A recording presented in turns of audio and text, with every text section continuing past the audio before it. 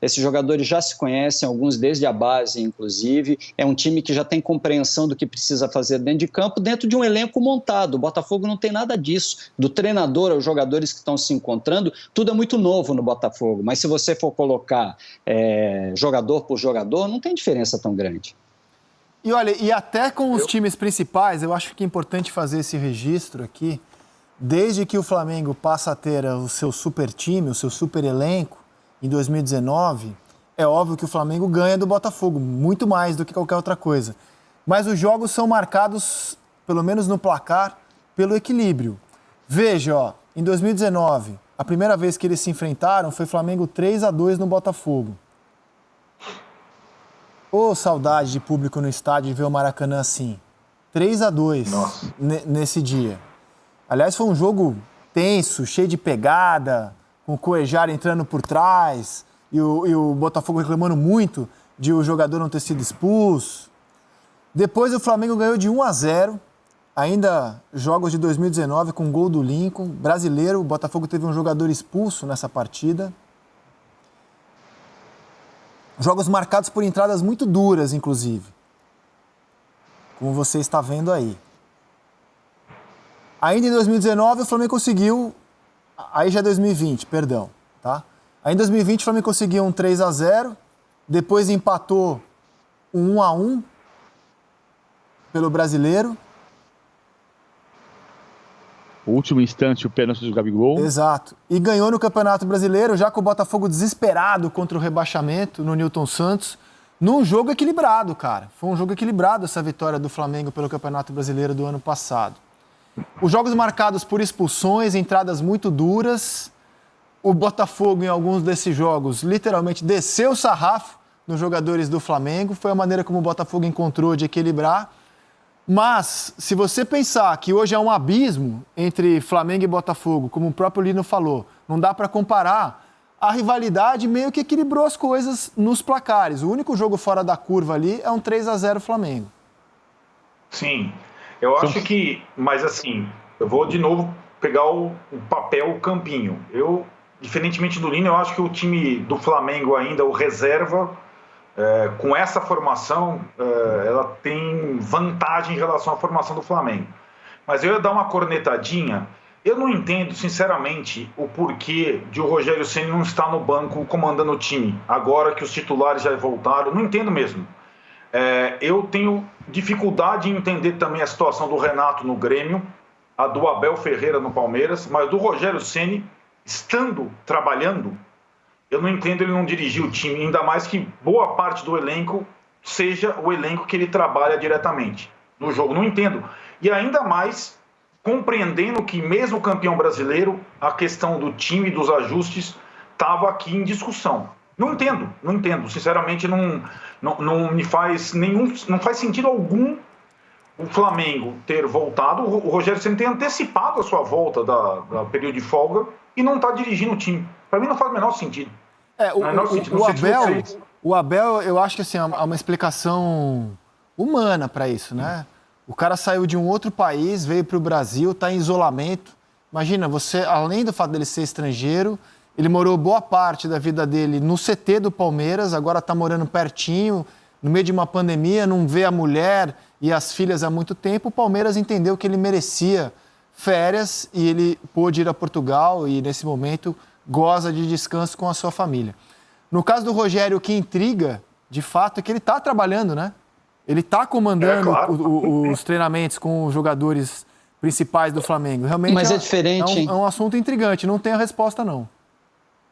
A preparação talvez seja um pouco diferente, né? O Rogério está pensando em preparar um elenco para uma temporada e a preparação que esses jogadores precisam fazer é uma preparação para jogos específicos e isso exige um tipo de atenção diferente, né? O Rogério certamente está dando rodagem para jogadores que precisam dessa rodagem porque não estão no time principal, fazem parte do elenco, mas não estão no time principal. Então é natural que esses jogadores tenham rodagem. Isso está servindo para o Michael, o sentido do Pedro é ganhar ritmo, a questão física está pesando também. Para cada jogador tem uma explicação e isso no todo faz algum sentido, mas a preparação, o dia a dia de quem prepara uma temporada é diferente de quem prepara um jogo. Imagino que seja isso. Não, eu não tenho opinião formada, eu disse que eu estou intrigado intrigado porque realmente eu queria entender a situação. O Atlético Paranaense, por exemplo, tem como política isso há muito tempo. Nem o treinador principal dirige o time no estadual. Eles mandam uma equipe sub-23 no estadual, nem o técnico dirige. E a gente, por muitas vezes, elogiou esse planejamento do Atlético Paranaense. Eu não tenho opinião formada sobre o Rogério. Eu estou intrigado para entender o que está por trás da decisão do Ceni. É que assim, né? O Atlético é uma equipe e a comissão técnica diferentes da principal disputando um campeonato.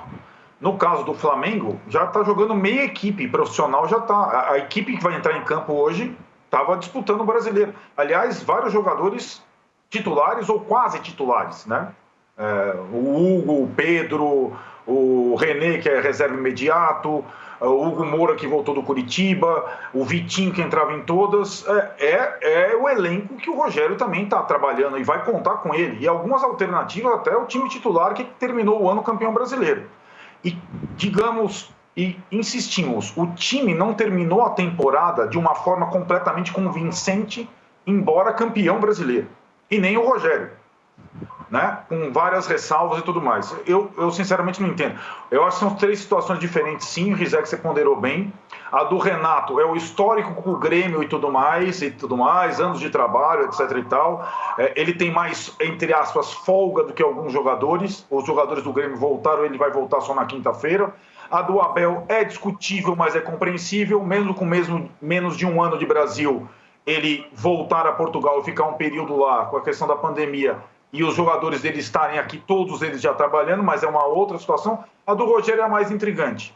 Ele está trabalhando, treinando, esses jogadores, inclusive, que estão indo para o campo, e não está no banco dirigindo. Eu não entendo, sinceramente não entendo.